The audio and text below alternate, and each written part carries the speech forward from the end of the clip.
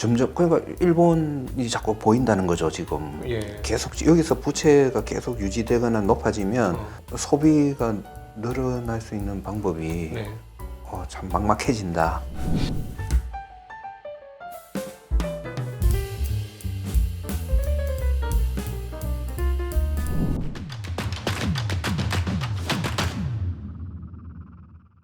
아니 근데 네. 여기서 또 이제 반론. 네. 한국은행에서 뭐라고 했냐면 한 1년 반 전에는 한국의 가계부채가 GDP 대비 103% 정도 됐다. 지금은 100% 언더로 떨어졌다.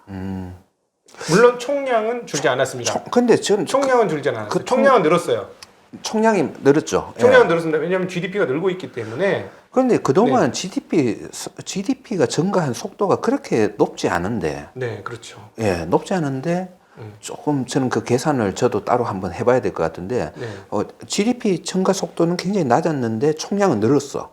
그래서 GDP 증가 속도보다 저는 그 총량 는 게 좀 속도가 더 빨랐다고 보고 있거든요. 아, 네. 근데 뭐 오히려? 98% 뭐 이런 얘기 하더라고요. 지금은 이제 100 이하다. 예, 큰 틀은 아닙니다. 100 이하라는 게 뭐 80% 이건 아니고 네네. 98%, 뭐 그 103이 조금 98%. 줄어들 수는 있지만은 네. 저는 요거 80% 이하 80% 이하. 에 낮추는 게 네.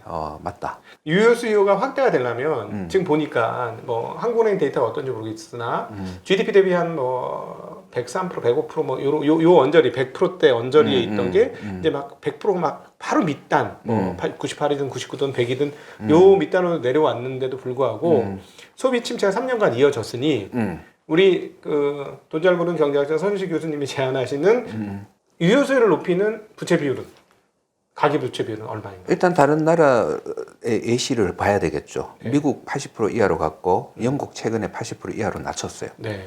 예, 저는 이 정도까지 가야 된다. 네.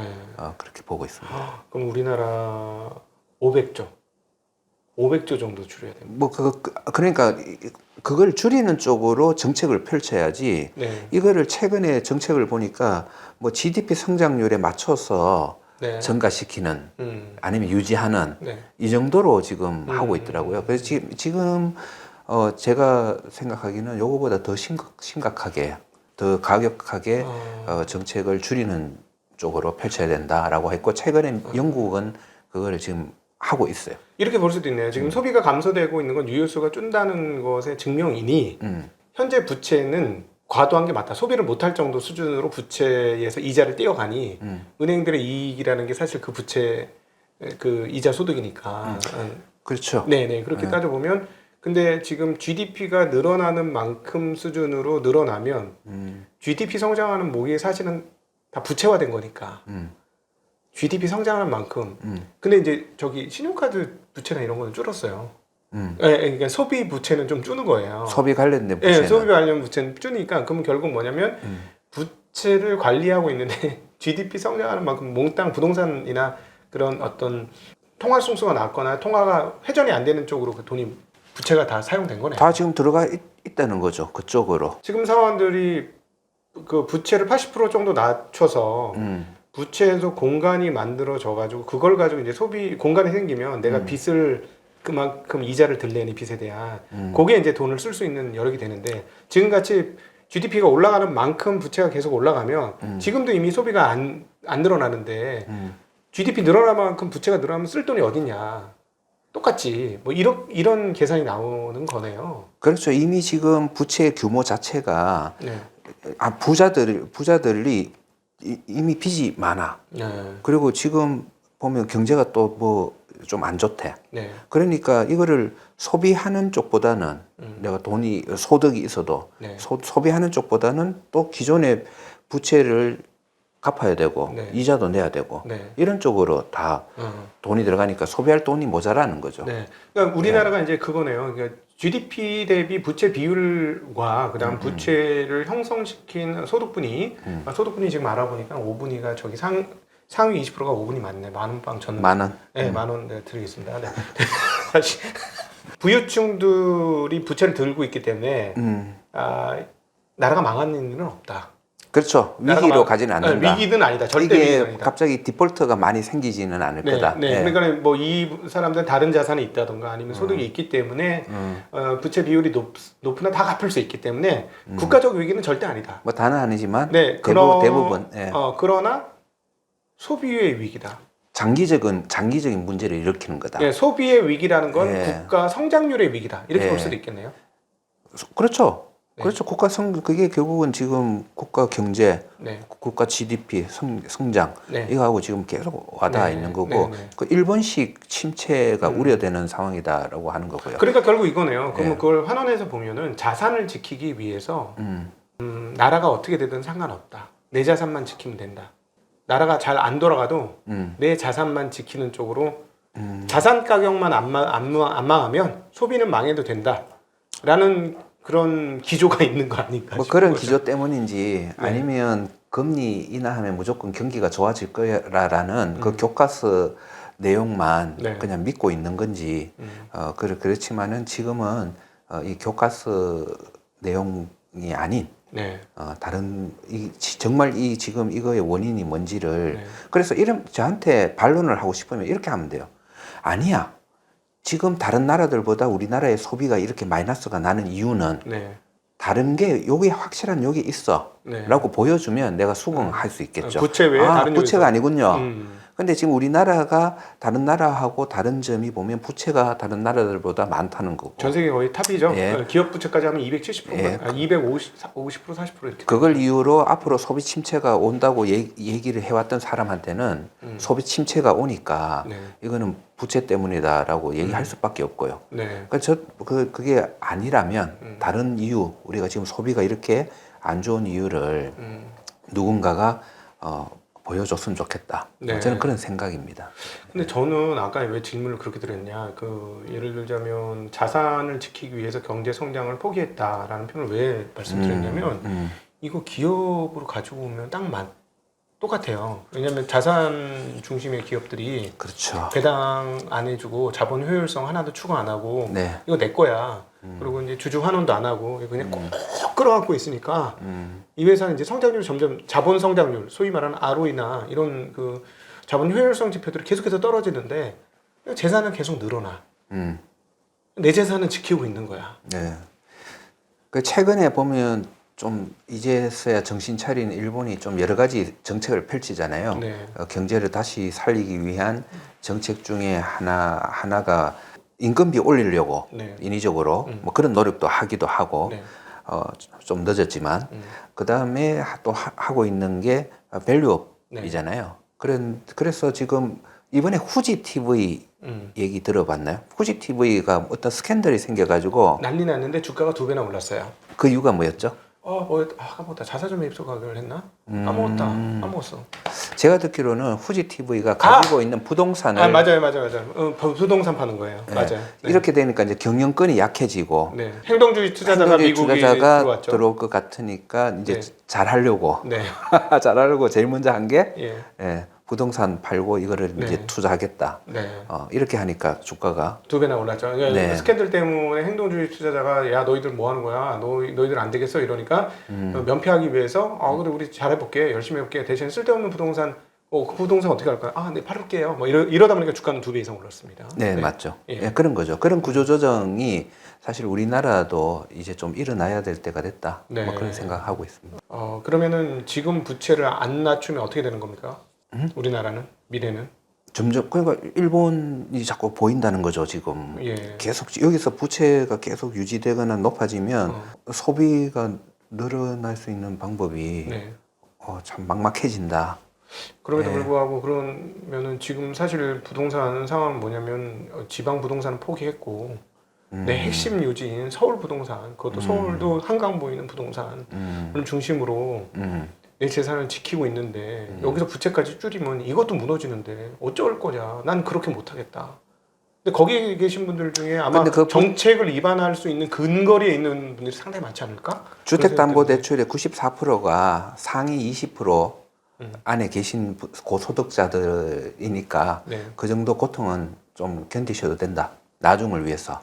근데 그분들 입장에서는 내 친구들 다 정책을 만들 수 있는 그다음에 이런 우리 그 돈은 잘 못 버는 경제학자지만 경제학을 입안할 수 있는 그런 지식인들이 주변에 쫙 깔려 있는데 부동산을 지키게 해줘야지 내 재산인데 내가 아무리 돈을 벌어도 부동산 올라만 만큼은 돈을 벌 수가 없는 그런데 내가 아무리 재주를 피워도 부동산이 최고인데 어떻게 여기서 부채를 줄여가지고 내 재산을 망가뜨릴 수 있겠습니까? 그렇게 못하게 해야죠. 이래서 경제학은 답이 없군요. 어렵습니다. 네. 어쨌든 저는 네. 이렇게 경고할 수밖에 없고요. 저는 정책가들이 조금 이런 쪽에 신경을 더 많이 썼으면 좋겠다. 네. 지금 현재 소비 침체는 근본적인 원인이 있고 그 근본적인 원인은 굉장히 장기적인 원인이기 때문에 네. 구조적인 원인이기 때문에 요거를 뜯어 고치지 않으면 네. 앞으로 미래가 참 어렵다. 이렇게 그냥 정리를 해드리고 아니 저는 뭐 그 정도밖에 제가 할 수 있는 건 없죠. 아니 네. 너무 안타까운 게 결국은 그렇게 많지 않은 분들의 그 재산권을 지키기 위해서 나라 전체가 동원되고 있는 상황 아닌가 하는 생각을 지울 수가 없어요. 뭐 그거는 이제 우리 사담으로 뭐 네. 계속 얘기를 많이 하시죠. 뭐 그냥 네. 하시고 예. 그 뭐 그런 얘기 하면 또 속만 상하니까. 네. 나라 경제가 잘 풀리려면 네. 너무 뻔한데 말이죠. 예. 근데 이런 얘기가 나온 김에 네. 지금 우리 그 가능성이 대선이 곧 네. 있을 가능성이 꽤 높아졌죠. 예. 예, 네. 꽤 높고 그렇다면 우리가 이제 대선을 하면 각 그 대선 주자들이 그런 것도 할 거잖아요. 이제 여러 가지 공약들을 공약 중에서 네. 뭐 우리는 다른 쪽은 정치적인 건 모르겠고 네. 경제적인 쪽의 공약들을 어떤 것들이 나왔으면 좋겠나 이런 것도 생각해 볼 필요도 있고 네. 우리가 이런 방송을 통해서 이런 정책은 있으면 좋겠다 네. 뭐 이런 것도 좀 주장도 하고 뭐 그랬으면 좋겠다는 생각도 조금 네. 들어요. 뭐 우리가 할 수 있는 일은 네. 뭐 이거잖아요. 조만간에 월간 서준식 특별판으로 네, 네. 이런 어떤 정치인에게 바란다 순서를 만들어 보려고 합니다. 예? 갑자기? 아니 올해 뭐 그런 선거 전에 많이 모실 수 있는 분들은 최대한 많이 모셔보도록 해보자고요. 하겠습니다. 그리고 지금 시청하시는 분들 중에서도 이런 거 하면 우리나라 경제에 많은 도움이 될 텐데 하는 그런 정책들이 있으면 네. 뭐 댓글로 네. 올려주시고 그럼 저희가 뭐 모아가지고 하면, 네, 그런 얘기도 네. 같이 뭐 할 수 있으면 좋겠다. 네. 그런 생각이 문득 드네요. 네, 그리고 주식 하시는 분은 본인한테 유리한 쪽으로 투표를 해주시기를 간곡한 마음으로 부탁을 드리겠습니다. 근데 계속 제가 말씀드린 것처럼 우리나라 경제를 다시 살릴 수 있는 거의 유일한 정책이 자본시장 활성화 정책. 네. 저는 이걸 굉장히 믿고 있기 때문에 네. 뭐 당연히 이거는 그 중심에 서야 될 것 같아요. 그리고 네. 상법 개정 같은 것도 뭐 내일 같이 네. 얘기를 나누겠지만은 뭐 그런 것들 그리고 그 외에도 자본시장 활성화를 할 수 있는 네. 그런 좋은 아이디어 네. 그런 게 좀 많이 있으면 좋겠다라는 생각입니다. 예. 제가 곰곰이 생각해봤어요. 이 자본주의의 어떤 철학적 어떤 기초나 함의를 생각해봤는데 네. 왜 자본주의라는 게 힘이 있을까를 생각을 해보면 네. 돈이라는 거는 사람한테 들어가면 가치 중립적이지 않은 것이긴 하지만 네. 돈이라는 게 가치 정립을 하는 순간 가치 정립. 예, 돈이라는 게 가치 정립을 하는 순간 가치 정립의 단위가 너무 명확하고 정확해지는 거예요. 이건 1,000원짜리야, 이건 10,000원짜리야, 이건 10만 원짜리야. 이게 너무나 정확해지기 때문에 너무 엄격하게 분류가 되는 거예요. 모든 것들이. 그러니까 나 너하고 친하니까 잘해줄게. 이게 안 되는 거죠. 예를 들어 네가 돈으로 환산했을 때 어느 정도의 퍼포먼스를 내. 난 거기에 맞춰서 너한테 대가를 지불할게. 이렇게 되면은 정이고 뭐고 아무것도 없는 진짜 냉랭한 세상이 되긴 하는데 문제는 뭐냐면 뒤집으면 이 룰이라는 게 너무 정확한 거야. 즉 이거를 다시 다르게 일컬으면 공정해지는 거더라고요. 공정해지다. 룰이 정확하잖아요. 룰의 기준 규격이 딱딱 다르지 않아요. 여기서는 이런 기준, 저기서는 저런 기준이 아니라 여기서 1,000원짜리면 여기서 1,000원, 저기서 1,000원, 여기서 10,000원, 여기서 10,000원. 그 기준을 들이대잖아요. 마치 제가 펀드 매니저 생활을 오래 할 동안 수익률만이 그 그렇죠. 기준이 되었던 것처럼 예, 그렇습니다. 명확하고. 예, 그러니까 예. 이 자본주의의 이 자본이라는 게 어떤 기준으로 우리한테 오는 순간 룰을 굉장히 정확하게 만들어주는 그런, 저는 생각해보니까 철학적 함의가 밑에 깔려 있어. 그러니까 자본 시스템이 발전하면 어떻게 되냐면 아주 냉혹하지만 공정한 사회가 될 수도 있다. 이걸 공정이라는 표현이 정확하지 않은데요. 정확하지 않은데 냉혹하지만 정확한 기준을 가진 사회가 되는 거죠. 예, 그리고 그 기준에 따라서 사회가 움직일 수 있는 거죠. 약간 실용주의하고도 연관이 예, 뒤집어 보면 그렇죠. 그러니까 의외로 자본주의 시스템이 몰인간적이긴 하지만 사회 전체적으로 보면 시스템을 되게 그 뭐랄까 예측 가능하게 만들어주고 그 예측 가능성이 미래를 또 보장할 수도 있는 상황이 되는 거고 어떤 측면에서 룰이 매우 정확하게 되니까 모든 사람들이 플레이하기 좋은 상황들이 펼쳐지게 되는 되지만은 이제 그 딜레마가 과연 실용적인 것이 선인가? 네. 라는 그걸 잣대를 댔을 때는 또 애매해지는 그래서 약점이 있기도 예, 하고 몰인간적이지만 정확한 마치 기계적인 느낌을 주는 그게 이제 자본주의 시스템 아닌가. 그래서 근데 그럼에도 불구하고 이렇게 평가를 하면 결과는 되게 잘 나올 것 같아요. 그게 이제 미국의 엉망이지만 되게 엄청난 퍼포먼스가 나오는 미국 자본 시스템의 그런 결과치 아닌가 그런 생각도 듭니다. 저는 자본주의의 힘은 어디서 나오냐 하면 이거는 아마 마르크스도 그렇게 얘기했을 것 같은데 협동이에요. 협동. 돈의 협동.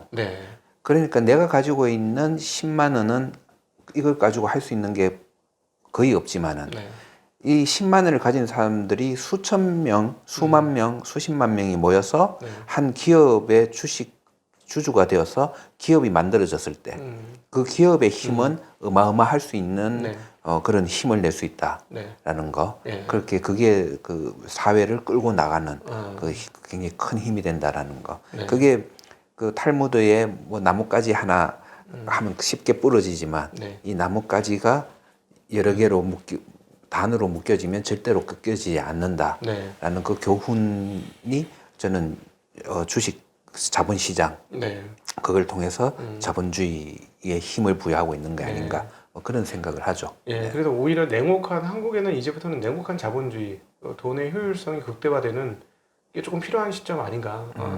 우리가 어떤 새로운 시대로 거듭나기 위해서는. 근데 이제 뭐 뒷단에서 인간적인 거 푸는 건 또 인간적으로 풀어야 되겠죠. 그렇죠. 근데 그게 무조건 냉혹한 돈의 기준이 절대로 그 인간미와 별도로 반대다라는 생각은 안 하는 게 맞는 것 같아요. 굉장히 그것도 굉장히 밀접하게 연결돼 있다. 그러니까 마치 우리가 어떤 물건을 사는데 쓰는 돈이 내 행복감을 높여주는 효용과 연결되는 거. 그 다음에 케인즈주의가 어떻게 보면 사람들이 잘못 이해하면 야 불쌍한 사람들 도와주라는 거 아니야? 이렇게 이해를 하잖아요. 근데 케인즈주의는 굉장히 냉혹한 그 철학이거든요. 이게 사람들한테 이렇게 돈을 나눠주고 그래서 유효 수요가 생기면 그 사람들한테 장사를 하는 기업들이 잘 된다. 그래서 경제를 돌린다 하는 굉장히 냉혹한 어떻게 보면 그런 철학이 케인즈주의 철학이거든요. 돈의 순수 또는 돈의 회전에 집중하고 있는 거죠. 하고 있죠. 그게 집중을 하지만은 그 결과적으로는 많은 그런 연민의 인간적인 그런 부분들이 결과적으로 나오고 있는 그런 상황이니까 그게 무조건 저는 따로 떨어진 것도 아니고 뭐 그렇게 밀접하게 붙어 있는 것도 아니고 하지만은 그거를 또 잘 연결시키는 게 또 중요한 부분이 아닌가 그런 생각은 합니다. 자본을 한국말로 하면 돈이라고 하잖아요. 그래서 누이도 좋고 매부도 좋은 듯이 경제도 좋고 돈에도 좋지만은 또 인간적으로 사회적으로도 또 좋은 그런 접점을 계속 찾아가는 게 그게 경제 아닌가요? 그게 진짜. 저는 그래서 이 자본을 표현한 한국어인 돈이라는 표현이 기가 막히다는 생각이 들어요. 돌고 돌아 돈이잖아요. 돈이 돌고 돌고 돌아야 돈이잖아요. 그렇죠. 그러니까 이 돈의 본질은 돌고 돌아야 되는데 이거를 자산 축적이라는 개념으로 쌓고 있는 동안에 돈의 본질이 훼손된다는 거죠. 그렇죠. 거기에서 네. 그 아담 스미스의 국부론이 나온 거예요. 네. 왜 우리 영국은 프랑스처럼 거대한 그 농산물이 나오는 땅도 없고 스페인처럼 막 금을 뺏어오지도 않았는데 왜 이렇게 잘 살까 하니까 돈이 계속 돌고 도니까 네. 우리 영국이 이만큼 잘 사는구나. 네. 그게 국부론이거든요. 네. 예, 그래서 그게 맞아요. 돈이라는 게 잘 돌고 돌게 하는 게 제대로 된 경제 정책이다. 네. 예, 그래서 그거를 지금은 유념해 주셨으면 좋겠다. 아, 돌고 돌아야 예. 소비는 플러스로 돌아서겠죠. 예. 예. 지금 거의 한국은 지금 동맥경화네요. 경제 성장을 뚝뚝뚝 떨어지는데 그냥 누워 있어라. 온도 따뜻하게 해줄게. 이런 상황이지. 사람 뛰어다녀야 인간의 본질을 회복하는 것처럼 돈이 돌게 해야 돈의 본질을 회복하는데 돈의 본질을 잃어버리는 게 지금 최근의 한국 사회 아닌가 싶습니다. 저는 개인적으로는 뭐 반론을 하시는 분들도 계시겠지만은 개인적으로 지금 우리나라에서 중산층 이상의 그 층에는 자본시장 활성화를 통해서 계속 불을 밀어 넣어주고 네. 그리고 그 기본소득 같은 그런 기본 소득의 증대 이런 걸 통해서 그 밑바닥을 좀 다져주고 네. 하는 그래서 그 두 가지 정책이 동시에 좀 잘 혼재돼서 잘 가면 네. 좀 우리나라 미래는 있다. 네. 좀 그런 생각을 하고 있습니다. 네. 정말 한국이 정말 좀 여러모로 좀 잘 되기를 다들 바라고 계실 텐데 그럼 어떻게 하면 잘 될 것이냐 뭐 여러 가지 해법들을 얘기하는데 저희 증시각도의 TV 그리고 월간 서준식에서는 유효수요를 증가시켜야 되고 유효수요를 증가시키기 위해서는 돈을 쓸 수 있게 해줘야 되고 돈을 쓸 수 있게 해주려면 돈이 묶여서는 안 되고 그래서 지금 금리를 내려서 돈을 돌리는 문제들은 매번 실패했기 때문에 금리를 내린다고 해결되는 문제가 아니고 돈을 돌리기 위해서 묶여있는 돈, 즉 부채를 풀어줘야 된다. 해방을 시켜줘야만 맞습니다. 돈이 돌고 그래야 한국 경제가 활성화된다는 게 우리 증시각도의 월간 서준식의 어떤 주장이 되겠습니다. 제안이 되겠습니다. 요즘 저는 어떻게 하고 있느냐 그렇다면 당신은 뭐 지금 이런 어지러운 정치 경제 상황에서 어떻게 하고 있냐? 그 정치가 막 하루에도 막 몇 개씩 뭐 이슈가 뜨고 외교가 뭐 엄청난 이슈가 뜨고 좀 진짜 우리 전혀 신경을 쓰고 있지 않죠. 전혀 신경 안 쓰는 걸로 대응하시는 겁니까? 그렇죠. 그런 거는 저는 장기적으로 제 재산하고는 관계가 없다고 생각을 하고 있고 저한테 가장 관련이 큰 거는 지금 아까 말씀드린 자본시장 활성화와 관련된 정책들 상법 개정이 될 것이냐 안 될 것이냐 뭐 이런 것들이 저한테는 굉장히 큰 특히 우리나라 국장에는 엄청난 이 충격을 줄 거기 때문에 그게 될 거냐 안 될 거냐 그게 이제 제일 중요한 거고요.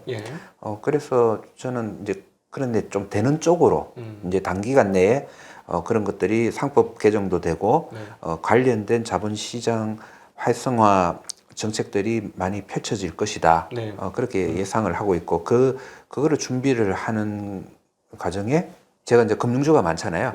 그런데 정권주, 은행주 최근에 은행주를 많이 그 비중을 높였다면 최근에 하고 있는 거는 자본시장 활성화되면 금융주 중에서는 은행주보다는 정권주들이 더 수혜를 입을 것이다. 시장이 활성화될 수 있으니까. 그러니까 자본시장하고는 정권주죠. 아무래도. 그렇죠. 자본시장은 정권주죠. 지금은 은행주 비중을 뭐 작년부터 조금씩 줄이면서 오히려 정권주 비중을 좀 올리는 쪽으로. 그리고 그런 쪽으로. 밸류에이션도 정권주가 쌉니다.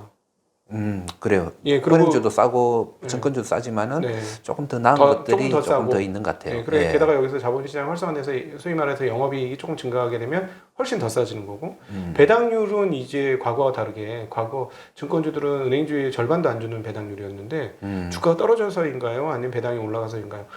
많이 올라왔어요. 배당이 오히려 지금은 정권주들이 또 많이 좋아지는 모습 보이더라고요. 그렇습니다. 6% 이상 되는 거를 쉽게 찾을 수 있는. 옛날에는 어려웠어요. 그래서 내가 정권주로 옮겨가고 있나? 배당 때문에. 그러고 보니 뭐 그런 것 같기도 하네. 뭐 하여튼 그렇게 지금 뭐 움직이고 있다. 뭐 그 정도 말씀드리죠. 뭐. 자, 오늘 월간 선준식 한국의 경기가 하강이 되고 GDP 성장률이 계속해서 뚝뚝뚝 뚝뚝 하향 조정되고 있는 상황에서 어떻게 하면 한국 경제를 살릴 수 있을까?